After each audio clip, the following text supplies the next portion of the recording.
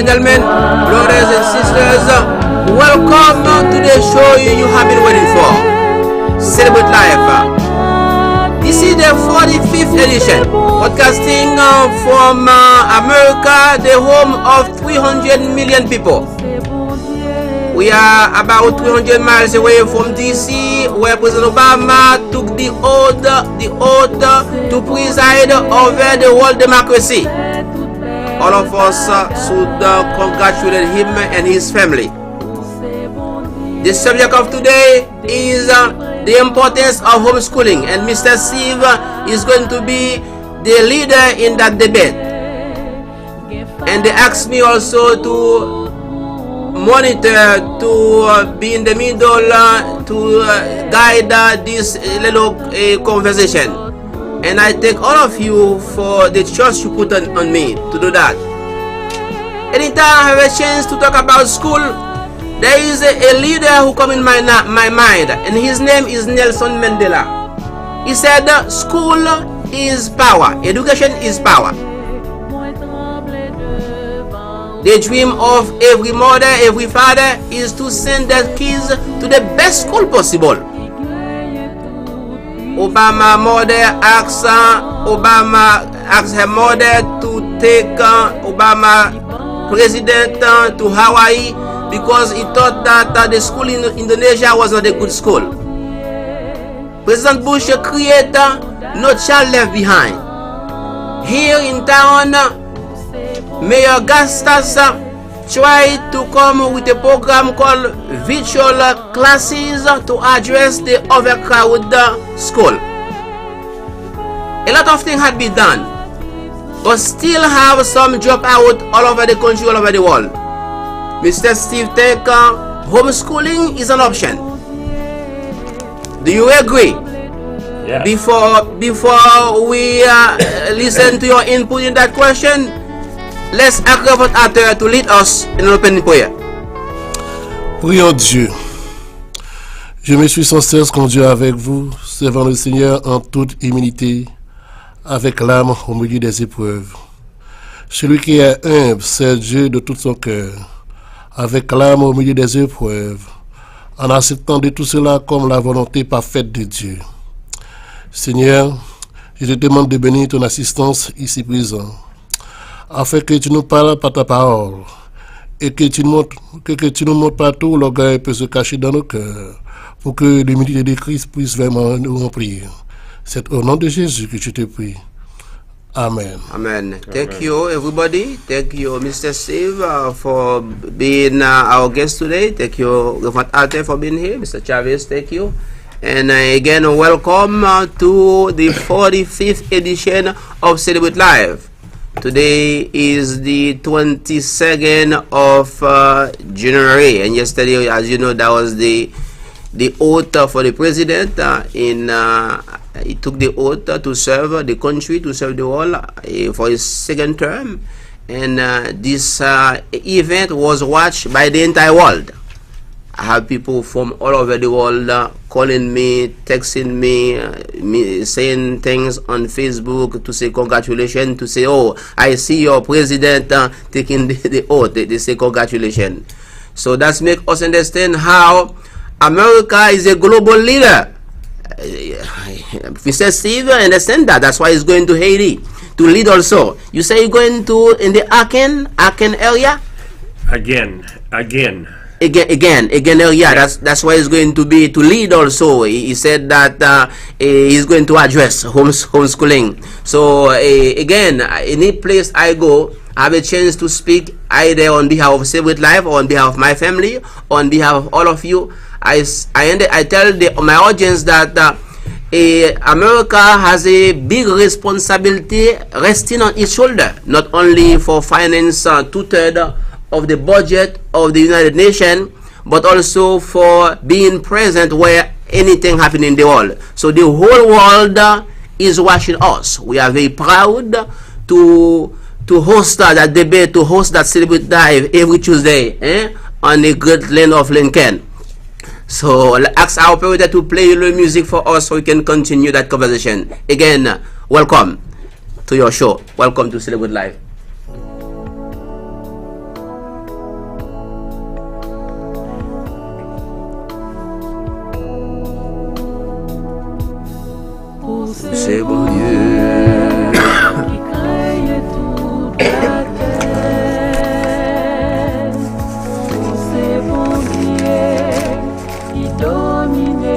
that's the voice of Dina. We use her melody more than 10 times in that program, and she hope to come here one day to be live with us. I will tell you when she's here.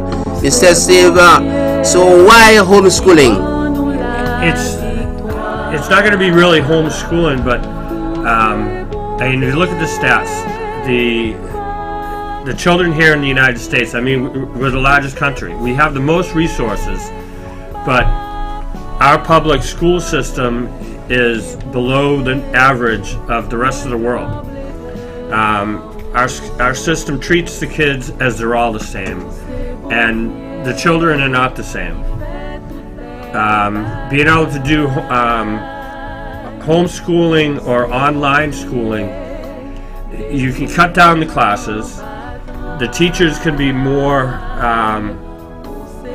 focused on the children, you know, and you have your children out there, and even parents they'd like to do a prayer before they go to school. Our system doesn't let them do that. You know, I mean, in order for the kids to be able to learn as best as they can, they should be as comfortable and not dictated to on how to learn. Every child will learn how to multiply in their time. So you think not by the system? You think parents know them better if they are involved, or Absolutely. guardian know them better? So the process will be. Isn't that our job as parents? You know, and I mean, where I'm going down in Haiti, we're going to be rebuilding a school. We're going to have 200 kids, and one of the aspects is that we're going to look for donations to get some computers. We're going to have internet, and the kids want to learn how to do play music. I already know a couple people, and I'm sure there's all kinds of musicians that can help them learn crafts, you know, a trade. You know, I mean, yes, the English, learn it here in the United States. English, math is important because of the technology today. But the history and all of that, I mean, it's important, but you know, they need to learn it, but they also need to learn other things. It's like, you know, I mean, when I was going to school, I was supposed to take French. I wish I had learned how to do French, because I'm going to need the French when I get down to Haiti. You know, so, you know, it was a requirement, but they didn't really push it. I mean, I remember my French class. We sat around and we played cribbage. I'm really good at cribbage and playing chess, because I learned something in that class, but I didn't learn what I was supposed to be learning. My pastor, he's been teaching his kids homeschooling for a long time. Wow. To me, homeschooling and being able to focus, this world is only going to get better with our kids. You know, to celebrating life is giving our children of the world as many resources and as much knowledge, you know, that we have, and passing it on to them. Even back in the biblical days, I mean, that was the trait.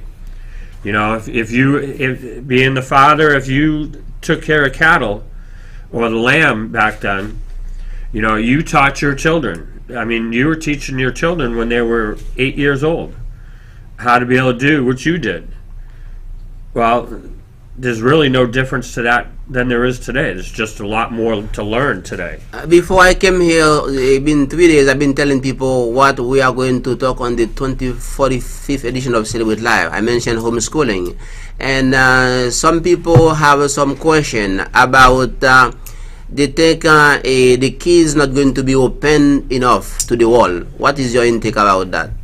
With the internet, it's open. The whole world's open up. The internet has made the world a whole lot smaller. I agree. You know, it's like when I'm down in Haiti and even here, I'll be able to. I can be sitting down there and almost be sitting here with you on the show. It's amazing. You know, with the technology today, there can be somebody that's really good at whatever, painting.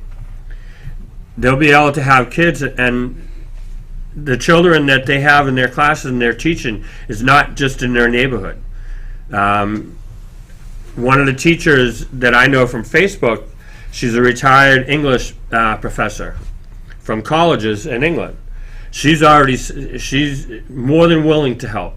Wow. Okay, British, they got this little weird accent, but we can us Americans can deal with that. Very good. If you are just open your TV, this is Celebrate Live in Session, the 45th edition. If you don't have a chance to watch that show at this moment, you can watch it also at 6 p.m. on every Tuesday, at 6:30 a.m. every Sunday, 11:30 Saturday, and Wednesday at 12 p.m. Or call us or go on wearegodschildren.com to get the full schedule of that program. I think our pastor wants to say something. So just to add some information about homeschooling. If you make a story, homeschooling on the Babylonian time, when the Assyrian invaded Babylon, they conquered the whole Babylon. They opened the homeschooling start by the Al-Qajan and the Sumerian. That's the first one. The second one, after during the Second War, the first war in 1994, 1998, in Germany, they opened like a homeschooling. Yeah. Even in the United States, in the Civil War in 1850, so those Americans, they use homeschooling, something like that, all those curricula. That's why I want to add. Thank you, Pastor, for input. The pastor I agree that homeschooling is been there for a long time, and the Bible talk about the school of Gamaliel.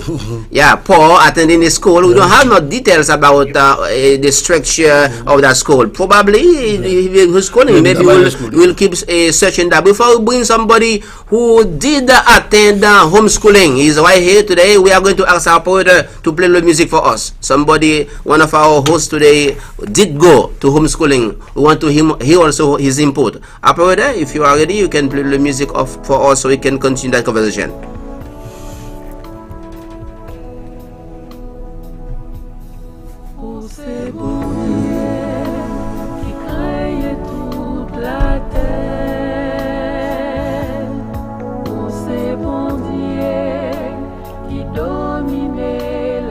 Yeah, here we are. That's Mr. Chavez. I talked to him about that too. He said he was homeschooling.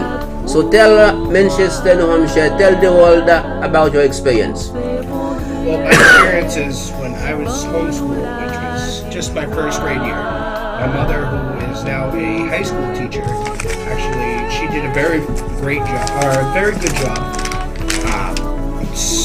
I would say years later, homeschooling will be different, but we got the same textbooks that the school got, and we did all the same work. It's just we were able to progress in schooling a lot more than you are able to in a public school setting, because there's a bigger group that you're trying to teach, and if everybody's not getting the same thing, then you're not moving along as quick as just you or three of your family members going homeschooling.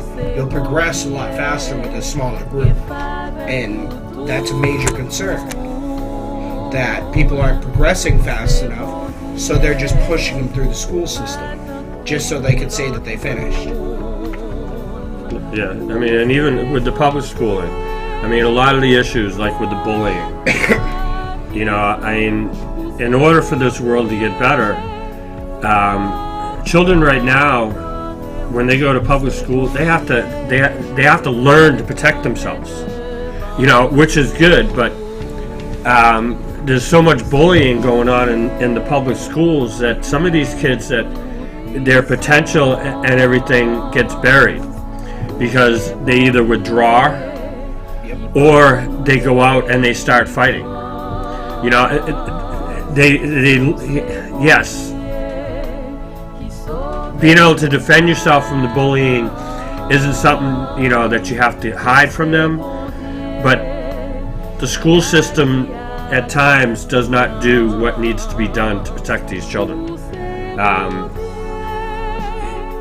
there are kids, and there are people in this world that no matter what you do, they're going to try to force and they're going to try to control and everything else. But with the homeschooling or online schooling, there's so much more that kids can learn. But there is something also. Some people worry about that too much, not too good images on computer. They try to some parents try to keep their kids as far as possible from computer. And how homeschooling, because we need to use the internet to Right. so we can compete with other schools around the world, because there's too much out there. Even the public school use the internet as a homeschooling system. We have to use that too. So what to tell those parents?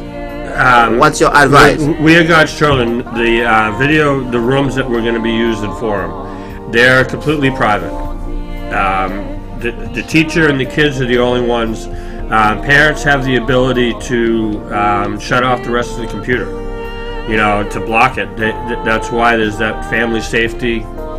There are a lot of tools that that can stop your kids from going to see a lot of the evil that's out there on the internet. And these classrooms, unless,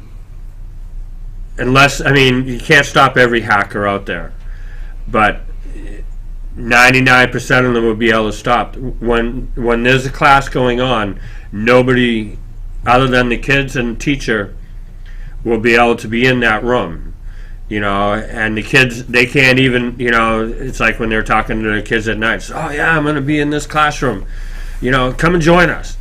That's not, it has to be, those protections have to be put up. But something also parents talking about, because a friend of mine, his daughter attend Philip Academy, Exeter Philip Academy in Exeter. You heard about that school? Yep. It's a private high school, very expensive, because she play basketball. She gets scholarship to go there. I think it's $47,000 a year.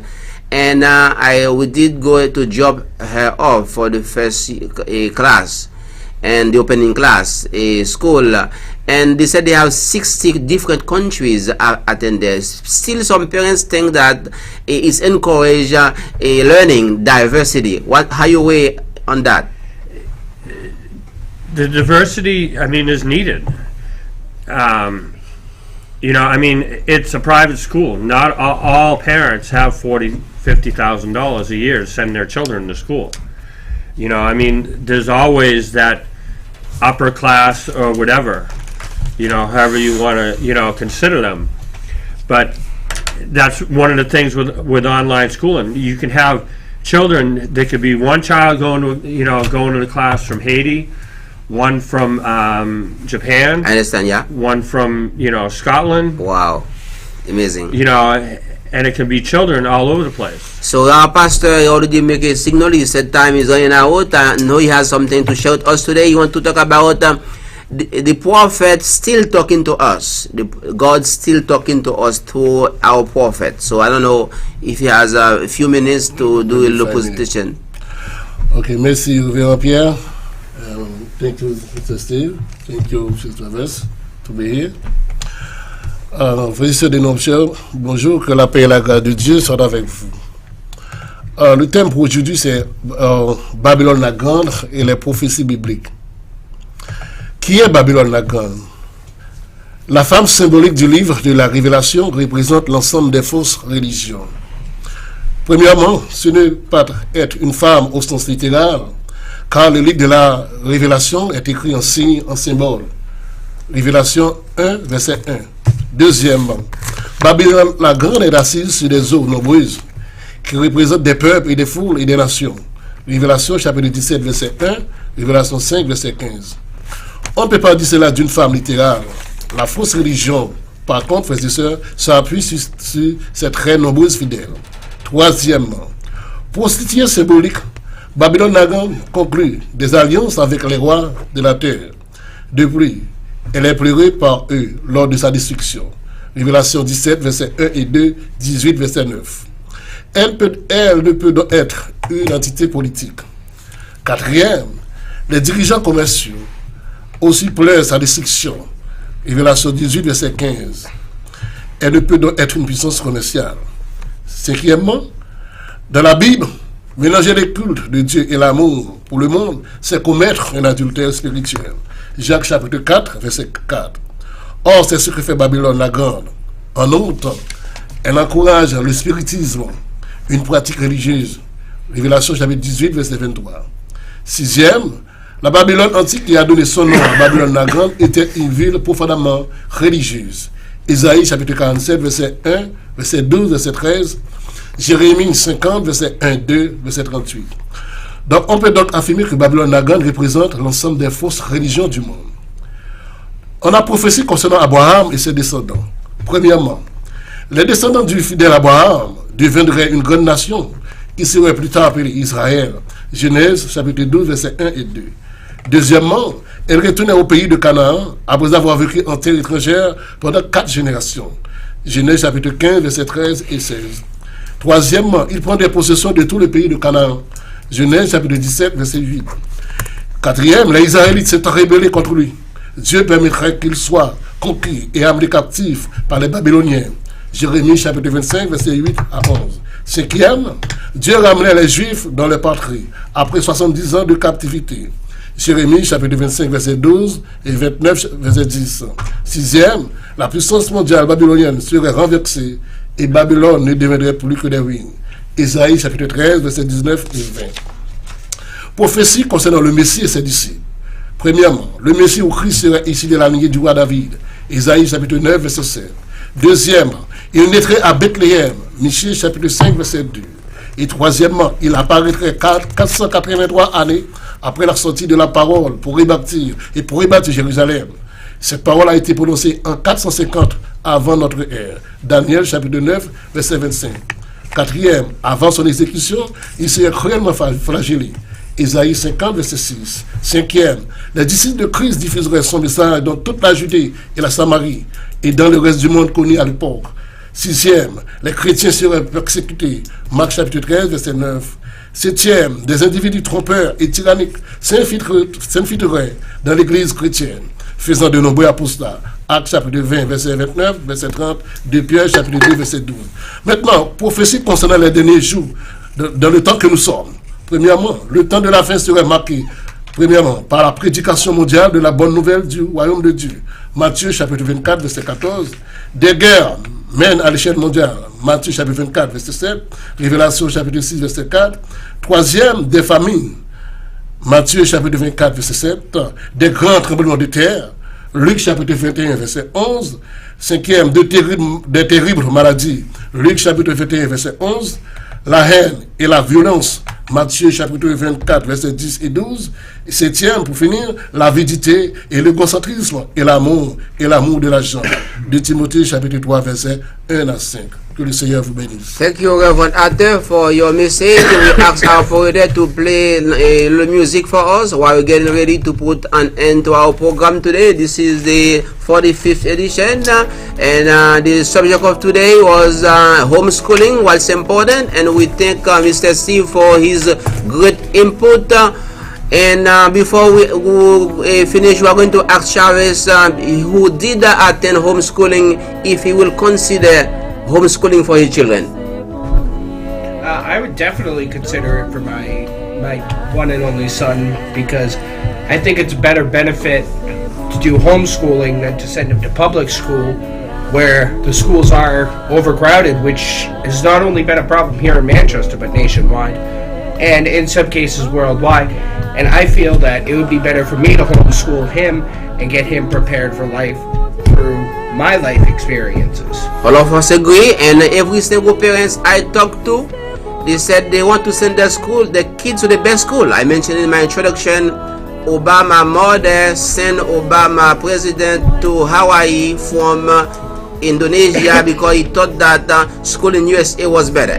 So that was of the great concern for every one of us to have our kids have the best school possible. And Mr. Steve, I think you are going to be a great asset of Haiti. You might even advise Haitian government. So get ready for that challenge. With me, you never know. You never know. Yeah, and I know Nothing is impossible with the Lord. I agree. With the Lord behind you, nothing I is agree. impossible. Because get ready for those challenges with Haiti too, because I know the electricity is a big headache in Haiti. It's a big question mark. Without electricity, not too much internet. So get ready for that challenge. We are going to keep praying for you.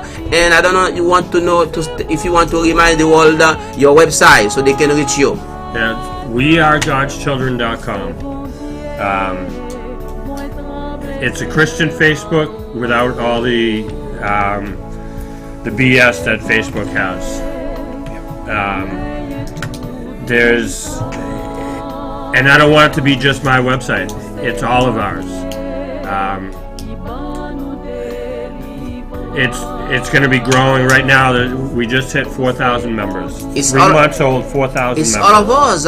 Mr. Steve said that his dream is to have every single pastor, every single church, every single people around the world talk to each other every day so they can solve it's the world working problem. together. It's That one working together. of the best prophecy I heard. And God's still talking to us, as our pastor said today. God is still talking to us, to our friend, to our co-host, and we thank you every day for what you do for Celebrate Life. And we are going to ask our pastor to lead us on a quick closing prayer. Ce n'est pas une volonté d'homme qu'une prophétie a été jamais annoncée, mais c'est poussé par le Saint-Esprit que les hommes ont parlé de la part de Dieu. À celui qui vaincra, je serai son Dieu, il sera mon fils pour le siècle des siècles. Amen. So if God called me, if God called any one of us today, so remember, it was, and it has been a pleasure for every single one of us to be on TV, to talk to you about the love of God. See you next week. Have a good week, everybody. Dominer la terre pour ces bons dieux qui parlaient à pouvoir, pour ces bons dieux qui nous la Ladies and gentlemen, brothers and sisters, welcome to the show you have been waiting for. Celebrate Life. This is the 45th edition, podcasting from America, the home of 300 million people. We are about 300 miles away from DC, where President Obama took the oath to preside over the world democracy. All of us should congratulate him and his family. The subject of today is the importance of homeschooling, and Mr. Steve is going to be the leader in that debate.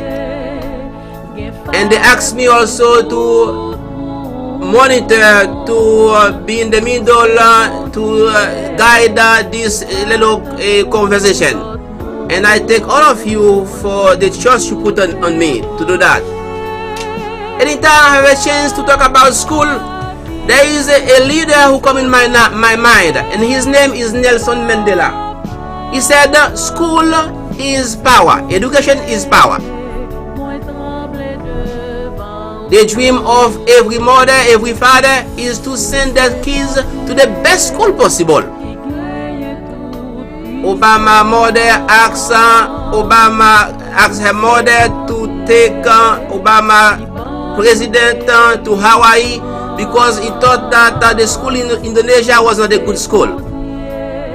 President Bush created No Child Left Behind. Here in town, Mayor Gastas tried to come with a program called virtual classes to address the overcrowded school. A lot of things had been done, but still have some drop out all over the country, all over the world. Mr. Steve think homeschooling is an option. Do you agree? Yeah. Before we listen to your input